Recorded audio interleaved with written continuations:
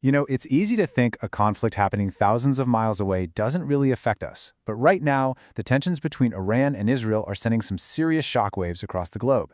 Today, we're going to dig into how this is directly hitting one of the world's biggest economies, India. It's a fascinating story of how a distant war can have a surprisingly close impact.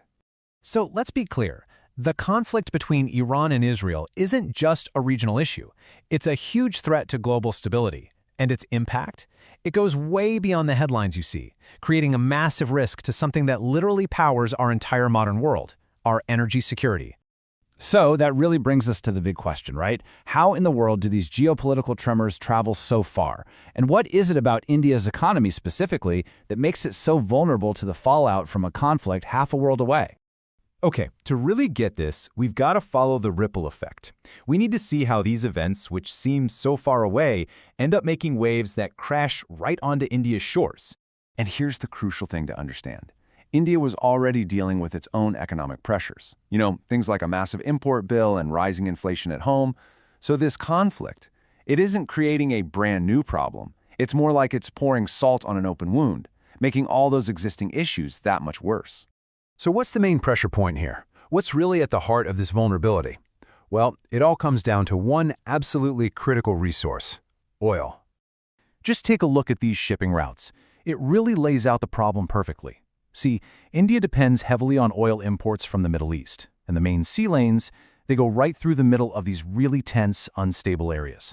So any disruption there, it's a direct shot at the country's energy lifeline. And this is pretty much the textbook definition of economic vulnerability. It's when your whole economy is exposed to these big global shocks, all because you depend on things you just can't control, like the price and the supply of oil coming from somewhere else. So, what happens when that supply line is threatened? Well, it's pretty simple. Costs shoot up. All of a sudden, India has to pay way more for the exact same amount of oil. That means higher prices for fuel at the pump and for other essential goods. And that, in turn, puts some serious pressure on the rupee, the country's currency, which affects the entire nation's economic health.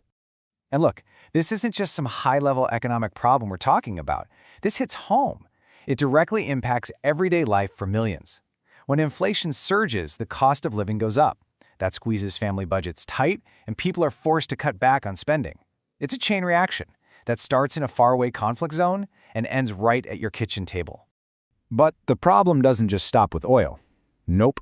The conflict also puts a major squeeze on trade in general, messing up the flow of all kinds of goods that India's industries absolutely depend on. And you can see the logistical nightmare right here. The conflict puts these super important shipping lanes, like the Red Sea corridor, under threat. For a country like India that relies so much on trade by sea, this creates massive, massive instability. So let's break that down. What does instability actually mean for businesses on the ground? Well, for one, logistics costs just go through the roof. It gets a lot harder to get your hands on essential raw materials, stuff like petrochemicals. And the end result? Key export sectors, we're talking the pillars of the Indian economy like textiles, gems, and machinery, they really start to feel the pain. All right, so with all these challenges piling up, you have to ask, what's being done about it? Let's shift gears and look at the government's immediate response, how they're trying to calm the waters and manage this economic fallout.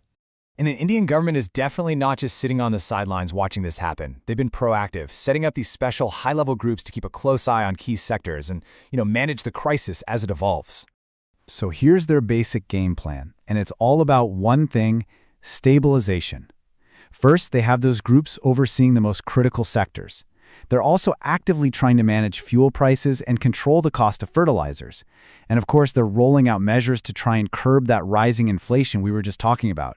These are all the first aid steps, really, to try and calm things down. But, these immediate fixes are just that. They're short-term. This whole crisis is forcing a much bigger, much more important long-term question. How can India finally break this cycle of being so vulnerable? And that conversation leads directly to a major push for energy independence. And this right here really shows you that strategic pivot in action. It's almost like a before and after. On one side, you have the problem, that heavy reliance on those vulnerable oil shipping routes. And on the other side, you have the vision for the future, one powered by India's own domestic renewable energy, like solar and wind.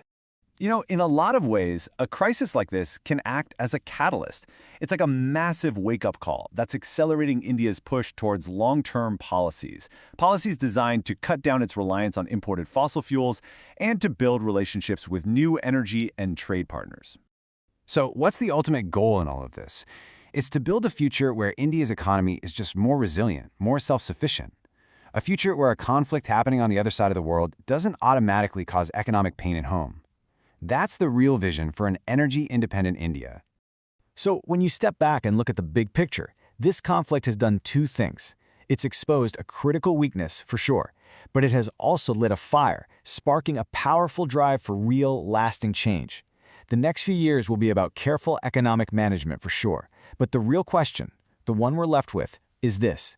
Can this crisis actually become the turning point that pushes India toward a truly resilient economic future? Thanks for watching. Subscribe if you like and to get more.